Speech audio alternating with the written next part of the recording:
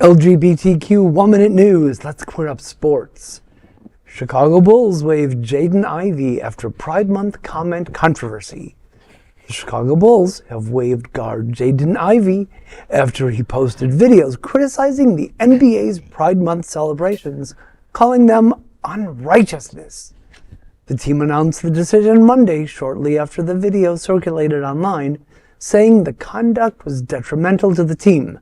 The 24-year-old had recently joined Chicago following trades from Detroit and Minnesota because nobody wants him. You know what's unrighteous? Trying to bring your tired ignorance to Chicago where that stupid shit isn't tolerated. And as Robin asked LV in Annie Hall, quote, "What is so fascinating about a group of pituitary cases trying to stuff the ball through a hoop?" Right. End quote. Right. Well, you know, in our country, we do have freedom of speech, and a lot of these haters want to say, I'm being canceled, I'm being this, I'm being that. The Constitution, the very First Amendment of the Constitution states that you do have freedom of speech, freedom of religion, freedom of the press, freedom of assembly. You have all that good stuff, and we love it and we take it for granted. Maybe we don't all take it for granted just because of the times that we're living in. But it doesn't insulate you from what happens with your peers and with the people that employ you. What the First Amendment does for people is it protects you from government overreach, or it used to. There's many examples where we could say that it hasn't been working that way. But in a perfect world, or in a world pre-8 years ago, it was supposed to protect you from the government knocking on your door at 3 o'clock in the morning saying, please come with me because of something that you posted, something that you said.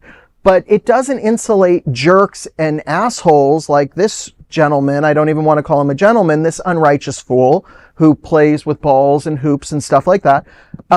If you're going to call something unrighteous, you better be prepared for that pushback. And the pushback is that teams like Minnesota, what was the other team? Detroit. Detroit, yes. So it doesn't mean that they have to do business with you anymore. It doesn't mean they have to pay you. It doesn't mean you're going to be the face of their organization anymore. So I just want to make that really clear. We do have a First Amendment right to free speech. You don't have a First Amendment right to not having any consequences from the people that transact with you. Yeah. Okay. Clearly, this is not going to be 1-minute news, and settle down because I've got something to say. Okay. As we come up on Easter, the time when Jesus came out of the cave. Hey, and hey, closets are just the new cave, right? Okay. This guy apparently is like, he puts the freak in Jesus freak. He has done, and just 4 years ago, he was the number 5 draft pick in the NBA. Greg, that means he was a very sought-after player. So people wanted him.